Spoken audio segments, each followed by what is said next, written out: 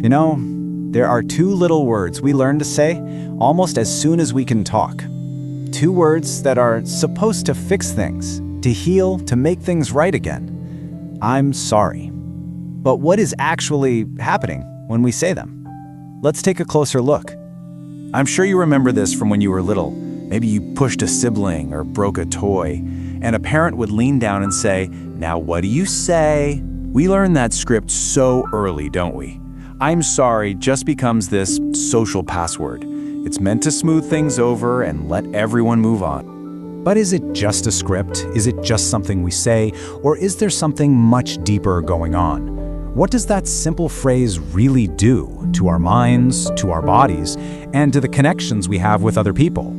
That's really the question, isn't it? To really understand how an apology works, we have to start with the moment it all began, the hurt. Because every apology starts with a wound, a moment when our trust in someone gets broken. And it doesn't have to be some huge, dramatic thing. It can be something small, a promise that was forgotten, a comment that was just thoughtless, a secret that wasn't kept. And in that moment, something breaks. You feel hurt, maybe a little disrespected, like you don't matter as much as you thought you did.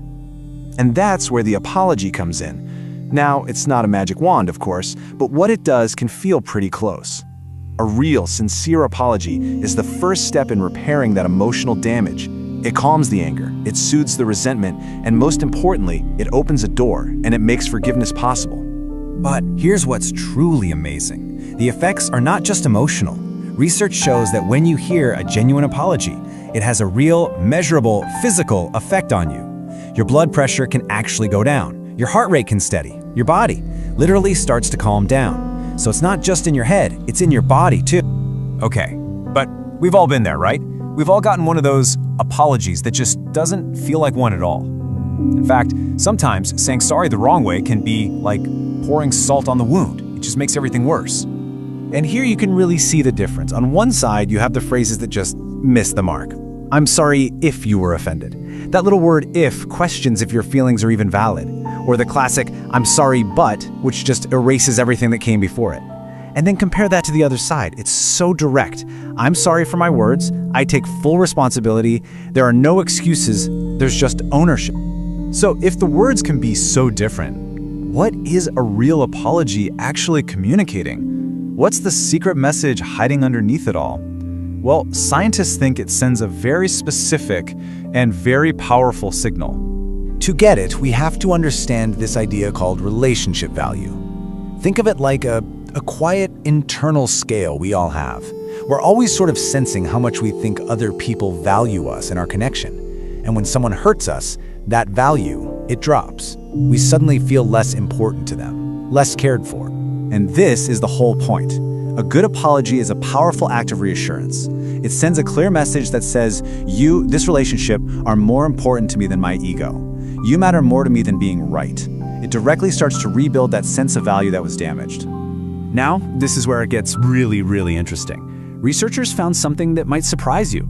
An apology actually seems to have a bigger impact on our ability to forgive in a newer, less established relationship. So, why would that be? Well, think about it. In a new relationship, you don't have a lot of history. That apology gives you this crucial piece of information about their character, that they do care. In a close, long-term relationship, you already have a lot of proof that they value you. The apology is still incredibly important, of course, but it's more about confirming what you already know. So we've talked about the why. Now let's get into the how. What are the essential pieces, the ingredients you need for an apology that actually works? A simple way to remember it is with the 3 R's.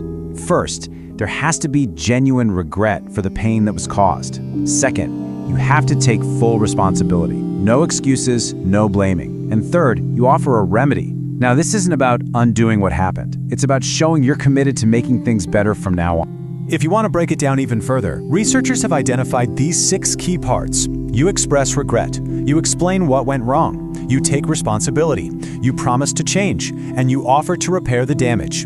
And then, the last one is so important. You request forgiveness. You don't demand it. You give the power back to the person you hurt. Now, while all of those parts are helpful, studies show that 2 of them are the real heavyweights: acknowledging responsibility and offering to repair the harm. Why? Because the first one shows you understand, and the second one proves that your words actually mean something. It's a promise of action. So, let's say you've done it. You've given a perfect, heartfelt apology with all the right pieces. Everything should be fixed now, right? Well, there's one more piece of the puzzle, and it's one that you have no control over, and that's time. This quote says it so well. Healing, it just takes time. An apology isn't an undo button. The person who was hurt, they need space to process their own feelings. And if you push for immediate forgiveness, it can feel like you're dismissing their pain all over again. You can see that journey right here. The apology isn't the end of the road. It's the beginning of the next chapter. It's the bridge that makes it possible to get to the other side, to that place of healing, and maybe forgiveness. Patience is just part of the remedy. So when you put all of these pieces together, you start to see that saying sorry isn't just about being polite. It's one of the most fundamental things we do to stay connected to each other. It really does take courage to look at your own mistake and say, I did that, and I'm sorry. An apology can never, ever change the past, but that's not its job. Its real power is in changing the future. It's about rebuilding that bridge of trust so you can both walk forward. And maybe that's the thing to remember. The past is the past, but the future isn't written yet. An apology is the tool we have to change what comes next. It's a choice to show someone they matter. So maybe the only question left to think about is, what relationship in your life is worth taking that courageous step for?